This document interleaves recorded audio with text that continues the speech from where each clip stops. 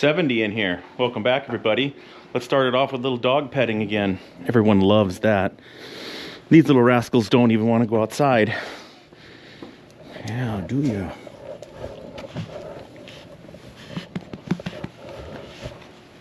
So, we got a water problem. We got some good water issues, and we got one bad water issue, and that's what's happening on Ranching Sodak. She's not hanging back, are you? Yeah, that's right. So, yesterday, the Merlot, that different machine we got, I did end up pulling the trigger, made the deal. So as soon as I signed the email and sent the check off, I went over and I cut the bottom radiator hose and put a heater in there, just like we did the other one. Someone asked, why did you buy the same machine if it's got the same problem? Well, it's a $55 fix. Put that heater right at the bottom of the engine. So it's over there plugged in. We'll go check that. I'm sure it's gonna be fine. But these water deals, I'll show you. We're gonna get to see the inner workings of one of these motion sensor waters, and I'll explain to you what I did wrong on this particular one, and I think we're gonna try to fix it today. So we need to get our, I usually take a turkey cooker and go boil water out there because it's out away from it's a half a mile from home. So let's go gather up that kind of stuff. And I think better do just a general well-being check too on our animals while we're out there. Oh, I'm regretting my decision of coming outside today. She's a little chilly. I got the turkey cooker loaded. I keep a really cruddy pot for this kind of stuff. That looks a little sketchy. Anyway, we got a good one we use to do sweet corn and stuff like that. But let's go check this motion sensor water. It's well below zero right now. I don't know what it is. We're steadily declining all day till we get to 23 below tonight. I'll show you what a good one should look like. So as I walked up here, that thing clicked on. There's a sump pump down there. All the water is 6 to 7 feet below the surface. The problem one that is frozen is I raised my float up to only be like 3 feet below the surface to get a lot more storage in that culvert, and it's too much. It froze. So we're gonna take that and we're gonna thaw that out. We're gonna pull that out. I have a pitless adapter. I'll show you that. We'll pull it out and then we'll bring it in. I think we're gonna lower that float back down closer to 6 foot below the surface. How you guys doing? Huh? Well, I got feed coming tomorrow. I think these guys are the only ones that are gonna be almost out, but I still see the feed in there, but it's getting down there. Hello? Nice and toasty in here too. The boiler's been going good. I ran all the way out of that diesel that had the rust in it. 58 degrees. That's nice working weather. So I think we're doing good. Everything seems to be functioning like it should. I got a cold weather friend today too. She really likes the cold, she said. Kind of check some stuff here before we start our little project. You gonna leave it open or not? Huh? You gonna leave it open? She even works when it's below zero like that. Sometimes you got to put some different fluid in her, a little more motivation, but it's working good so far. We're out in the open here. Their water is working fine except for the ice buildup around the top. So the hole is small to drink out of. So it's a motion sensor one. Right now it's draining back down. It's got to drain all the way back down before it kicks back up. It's running right now, I guess. So what the problem with it is when it goes down all the way, the problem is when it shuts off, starts to drain down, and then they activate movement again, there's so much down head water pressure that the pump can't push back up until it goes all the way down, and then the pump takes it all the way up again. Okay, here we go. There. So now it went all the way down, the pump was able to catch back up. Now the pump will be able to fill this thing all the way up. I should turn that because I can make it run longer duration. Maybe I should do that, but anyways, I got to chip this off. Just give them a little more drinking spot.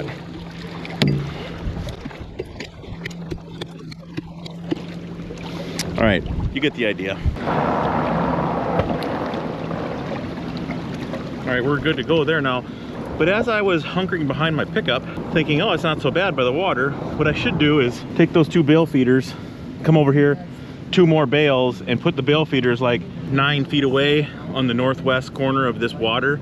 So when they do come up to drink, they have a little more time to enjoy themselves at the bar, per se. We fortified the windbreak last night, and I fed them their ration right there. in a line on the ground like cows. Just because the fence line's covered in snow and up on that hill, the wind, they're not gonna come up there. So I bedded them behind the windbreak. And then what we also did is we put these bales here at the bottom. These are some poor alfalfa grass bales that were rained on, but they are eating them. Sparky, come here.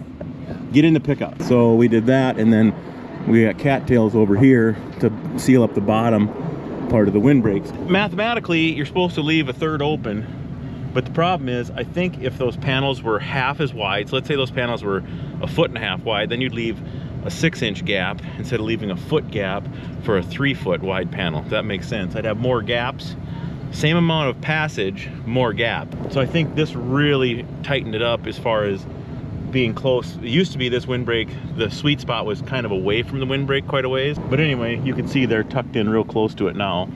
Now, if it was to snow like 2 feet and the wind was gonna blow, this would probably be a big problem. But we're forecasting no snow, just really, really cold. Well, the water in question isn't working, but the tank next to it is.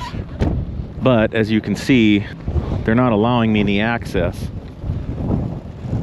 We turned these cows into, a bunch of bales yesterday. They're all full and they're all drinking out of this tank. I was watching with the binoculars here, and the tank is open, but let's walk up there and see. They're all full, and part of the reason with that bale grazing deal we turned them in yesterday was this weather coming on. I want these things to be plump full during this cold weather. So they got full on access to a lot of hay, and we'll probably give them some silage tomorrow in that cold, or up in front of that cold.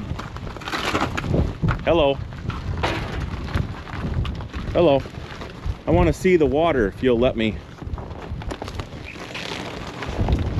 Just relax. Okay. It looks to me like she's running. Good. Let's knock this off.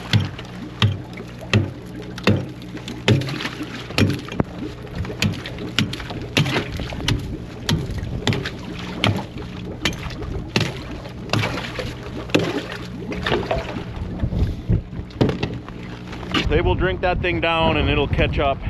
I mean, it's gonna take a little to catch up. Out this far, it only pumps about 7 gallons a minute, I suppose, out here.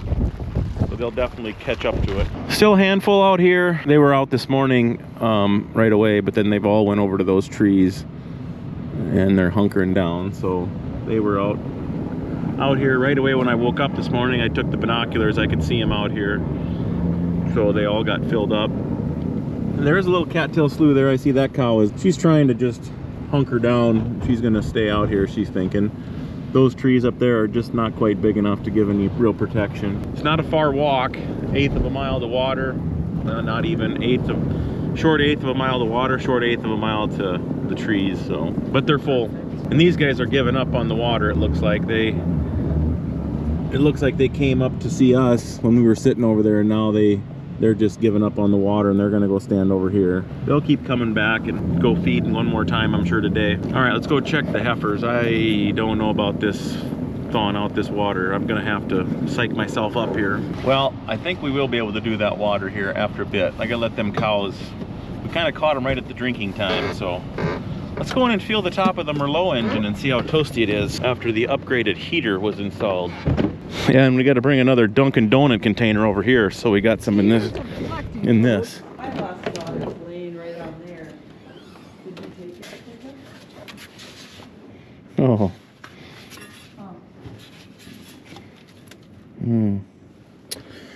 Nice and toasty. What's the readout out there? 10 below. What were you measuring it on? The building. Oh, burr. 46 right there. 52 at the top of the engine. 42, 40, 50. Look at how smart you are, Matty. 54, 39. Praise the Lord. Awesome. Awesome. Awesome. 90 right above the heater. 140. I don't need to start it right now, but I know it would start. Close the bonnet. Oh boys, it's a cold one today. The old gray Chevy, she did not want to start. 3 key turns to get her going. I wasn't cycling it, that was just me starting it and letting it die and then starting it, letting it die, and then the third time I finally just put my foot on the gas and pinned the old gal. Now she's been running happily ever since. We're heading over to the mat shop right now.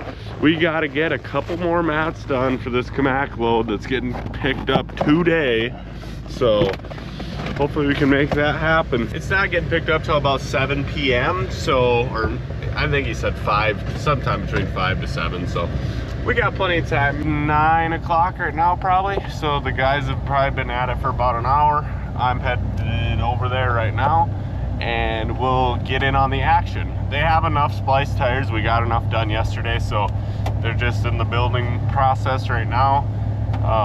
I'll probably head over there, help them slice a few tires. It's just gonna be me, Rodolfo, and Leo. Alex and Talon, they took off, had some family stuff, and Yuli, he is also on family stuff. All right, we are in the office. We are gonna go and set up the epic time lapse of the two amigos building out there. Their second to last one for that load.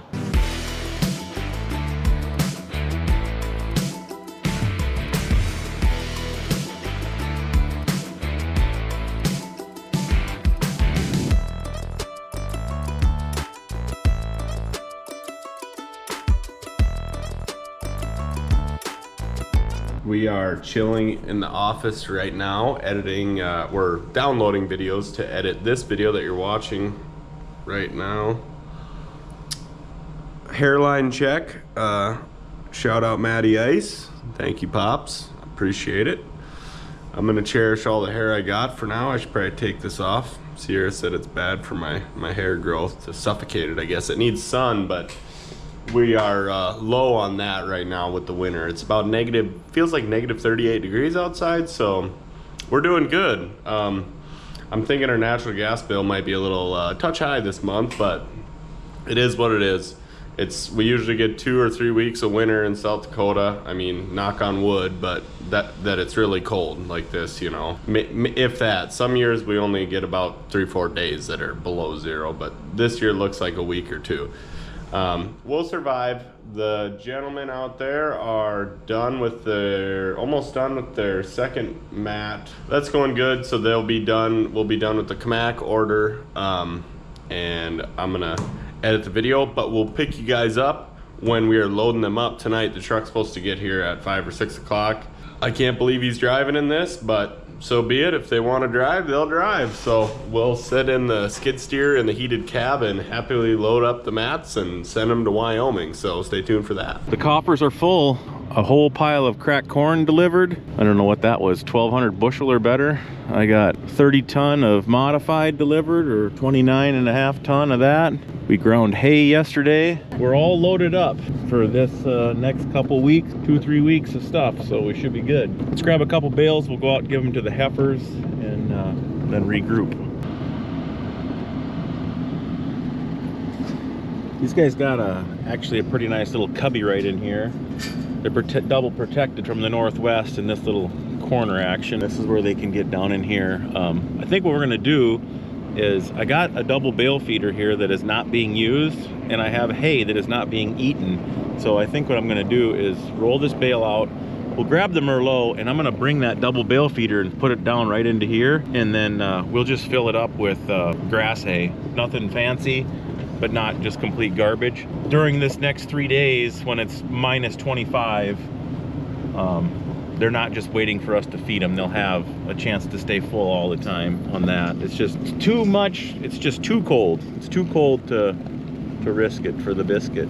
In the midst of the hose cutting yesterday on the radiator hose there, and then she washed my cover hulls because of the antifreeze spillage. My knife is not with us right now. And my Christmas Bale knife is still in a package. So you'll want to go to your 3.5 inch flat mudding taping knife. We're gonna feed them over here on the back side of these trees, I think, because of the wind today. I think once the weather really gets cold, the wind is supposed to not be quite as bad. Today is kind of the still transition day. But anyway, you don't need to watch this. This is ridiculous.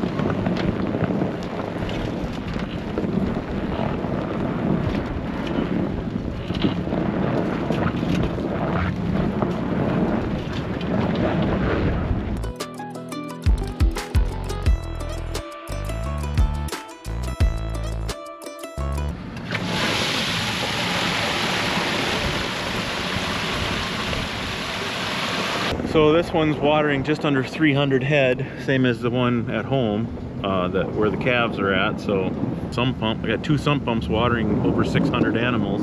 Great. All right, we're gonna bed these fat cows down. I had bedded them there, got a little pack started. Let's do that, and then we'll bring that double bale feeder down in here. So we'll go fire up the Merlot. All right, let's do this. You guys missed the cranking last time.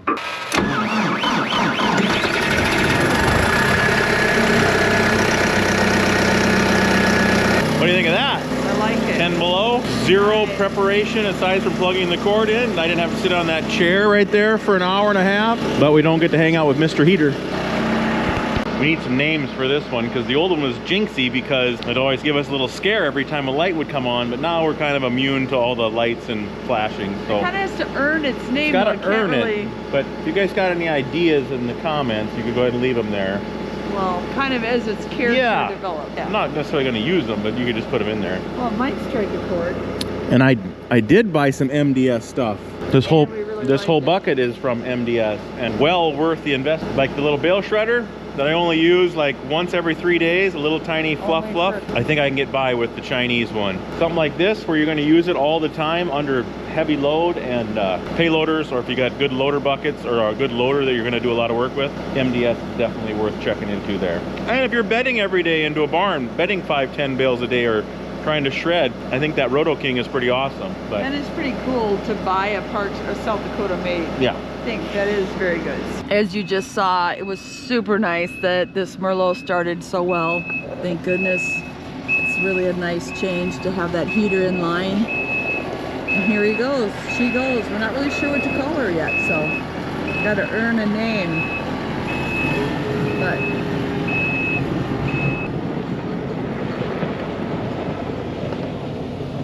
well, and like Matt said, save like an hour or a little more than an hour trying to warm it up with a Nipco.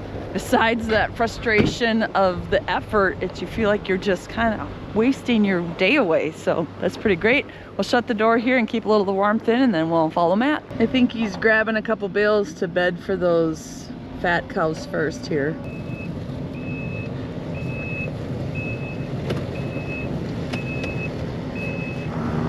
We'll get this gate open here and let Matt in to do a little bit of bedding for these fat cows. And when I turn the camera on myself, I gotta remember to use the full length of my arm so you don't have to get such a close-up of my eyes and my nose. Alrighty, we'll get a little bit of this action and then I'm jumping back in the pickup.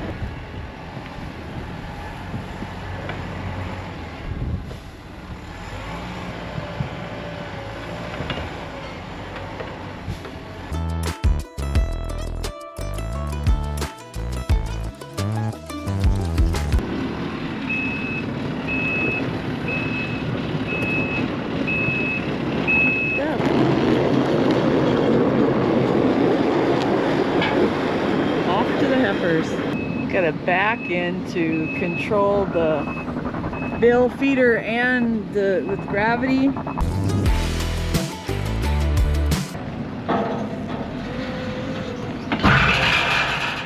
There we go. Found a new resting place. So we're down here in by the slough grass and kind of a nice low area protected from the north. And Matty just dropped in this double bale feeder, bring a couple bales in so they got a place to tuck themselves in as it gets colder and colder today and even worse during the night and tomorrow. So getting prepped. It's already like -10, so we're well on the way.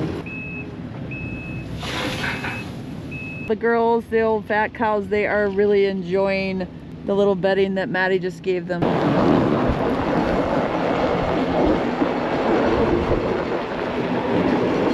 These are the bales that we put behind the windbreak, and I really think that's gonna help these calves out over the next 5 to 7 days. All right, so there's dual purpose here with this hay feeder move. We want to move these hay feeders over on the northwest side of that water. We want to get those calves coming to drink as often as we can without resisting, and then also hoping those hay feeders will give a little bit of northwest wind protection to this water over the next few really cold days.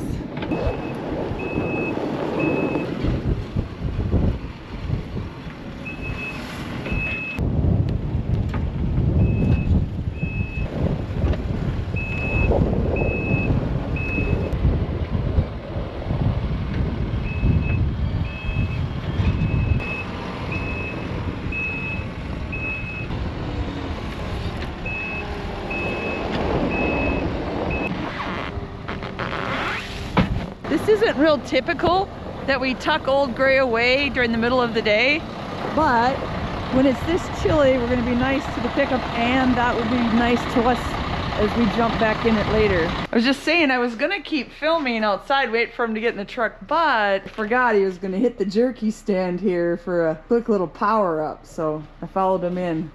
Grab me a knife, would you? 61 in here, 6 below outside right now, so it's like a 700-degree difference for the pickup to come in. Well, I don't think I got any air. I'll tell you what's up here. Oh, she did come alive. The air did come alive, but I think what we got to do, this truck has, the fan is always on, and then we can reverse it, so it is always cooling. And I think what we need to do is go put cardboard in the radiator. So shut her down, and let's go cut a chunk of cardboard and put in this radiator.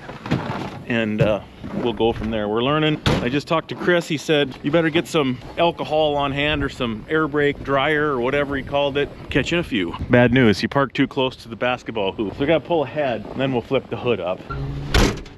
Here we go, here we go. Now let's check it out. There's hardly any tolerance towards the bottom. This is tilted, it's wider on top, and this fan blows out. It's interesting because this one, the engine's sitting in the back, so it's blowing away. The other problem is if we have a chunk of cardboard on there and you turn the reverser fan on, you're gonna suck that cardboard right into the fan. So I'm leaning towards maybe putting something back here, and then I got a hole. I could strap a bungee across here to hold it. It'd be pushing air into it, but it wouldn't be able to pass through. So let's do that. Holy cow, it's cold out. My face is freezing. I don't know if it's gonna stay or not, but it's in there. This should kind of wedge. Let me see. No, it's not gonna either. Oh, it is gonna wedge a little bit. That might be perfect, Matt.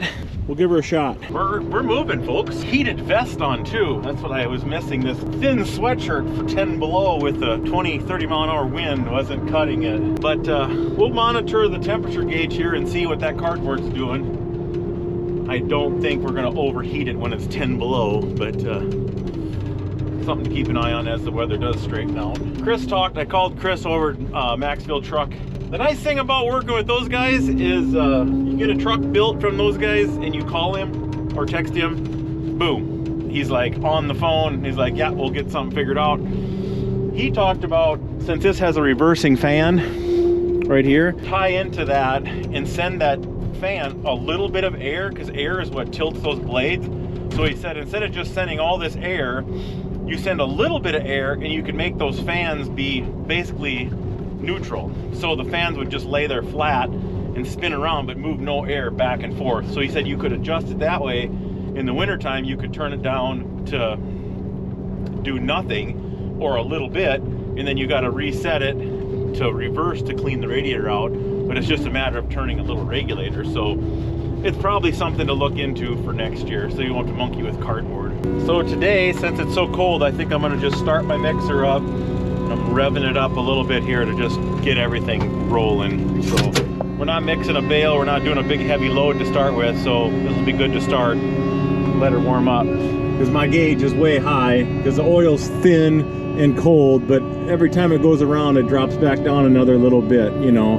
Normally when there's nothing in here and the oil is warm, it's way over here. The trick to this one is, if you let this thing sit at the pile and idle, you gotta shut your cab heater off.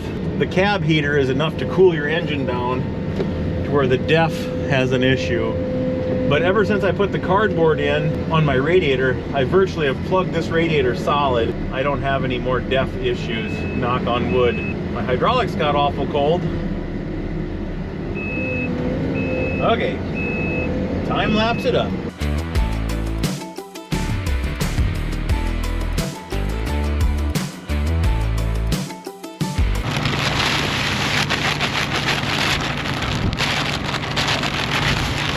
Now you can see it's warmed up. We're actually a little bit less on our pressure, even with a 6,000 pound load on. We've gained a little heat, but not much. We're barely up to 160. We got a long journey ahead of us here, about 200 yards. They always hate this because we get them all bedded down and then they're like, are you serious? We just laid down. Come on, porkers.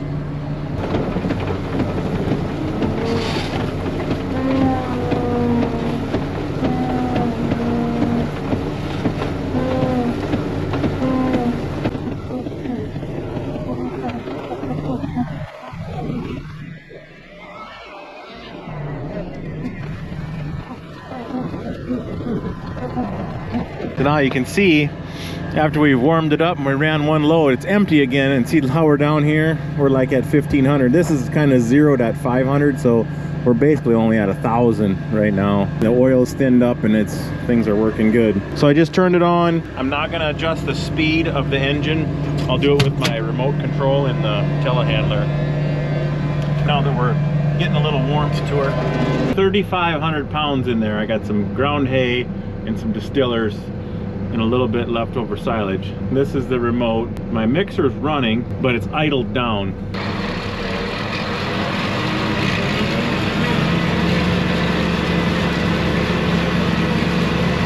That takes it all the way to 1,700.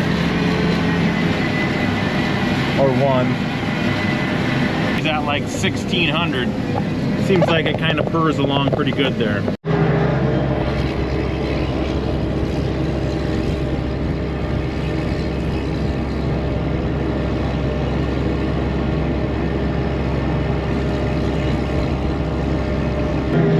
Kind of overfilled it, but for the heifers, I don't care. We'll just give it to them all. They'll be fine. We might not feed them tomorrow until after. Well, until dark probably, because we're going to be gone. So it's probably okay that we're kind of overdoing it right now.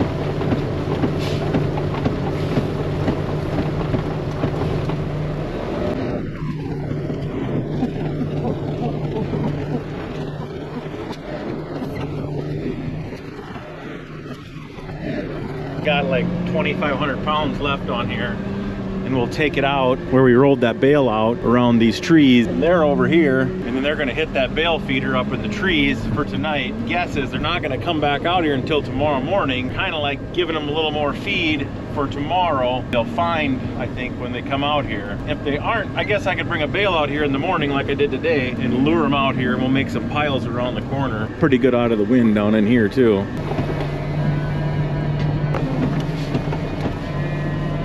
Like I said, right off to this hill and all these trees, it's actually not too bad right in this area. Pretty good little slope. So this will work out good. See that, Mark? She's coming back into the pen. Leave the gate open, you don't have to worry about it. Here she comes. She knows she was in the wrong. She's leaving a pretty high megacal ration to go out and stand in the blistering wind. Blistering or blustery? Probably a blustery wind, Matt. So my buddy Mark Blaha and his mom were here yesterday for a visit, and we came out and fed these heifers with the pickup, and I opened these gates and drove through whatever's out here, you know, 230 some heifers, and Mark's like, aren't you gonna shut the gate? It's like, no. They know where to go, they'll just follow us out here. But he was right, there was one out right now.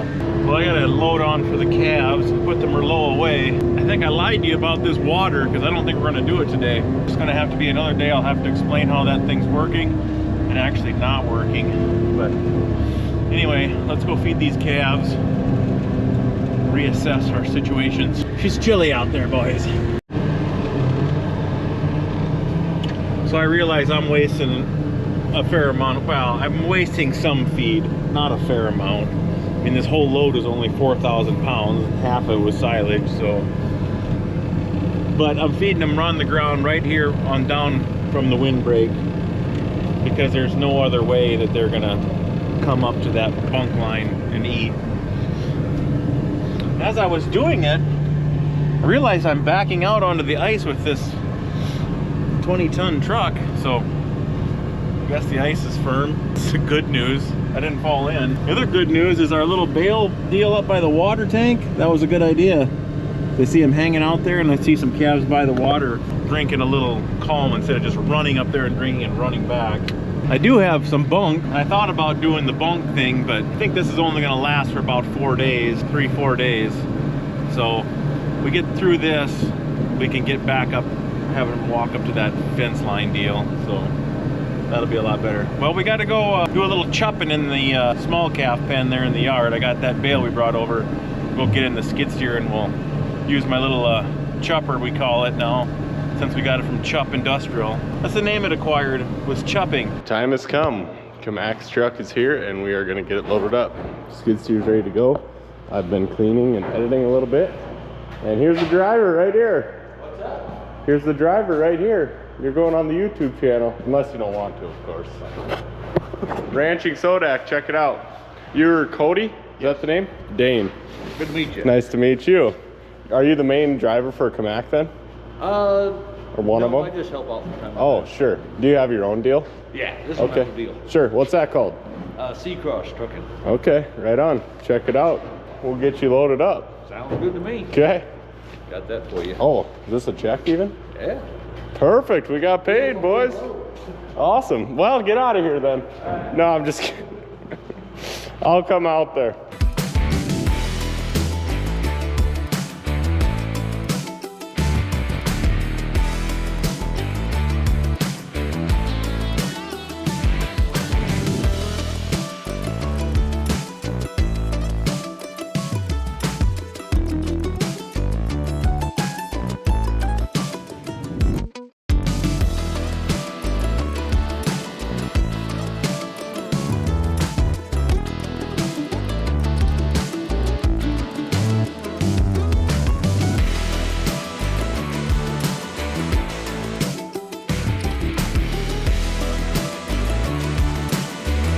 Are you okay in the cold? We're fully loaded. Can't really see it, but she's loaded down. 65 big ones on there, and then 4 of these little 6x6s. C-Cross Trucking LLC right there. Good guy, Moorcroft, Wyoming. If he's not too busy, maybe look him up. He could help you out. You got some trucking needs. That's a runner there, the old straight pipe. I'm gonna get you guys in the warm, get a few pictures of this load. See you, amigo. Take care. Thank you. And yeah, that's it for the week at DF Cattlemats. We're done sending out a big load, got a check, and everybody's happy. We'll be able to run payroll now. Back to the ranch. We're going chopping, folks. Are there those northern hoses or southern hoses? That's what I thought. They look kind of stiff. Hey, gee, bye, gee.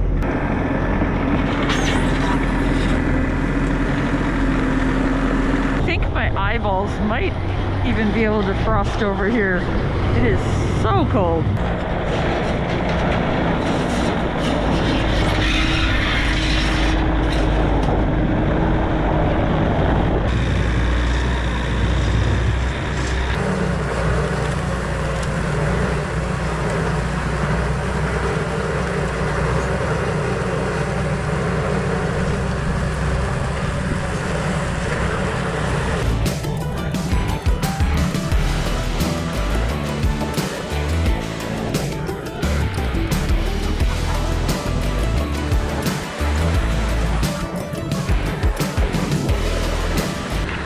Calves are going to really appreciate that, I think. They're really going to snuggle into this tonight and tomorrow, probably over the next few days, so yay chopper. Now we're chopping for the dogs. That's their little insulated houses back there. So we're making them a bed, and then we're going to stuff a little bit in each of the houses, so they've got some real protection during these cold days. So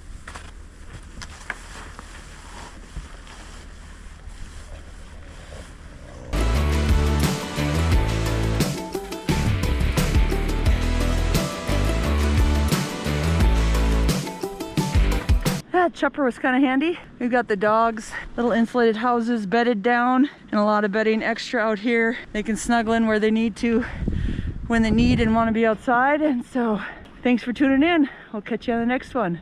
Peace.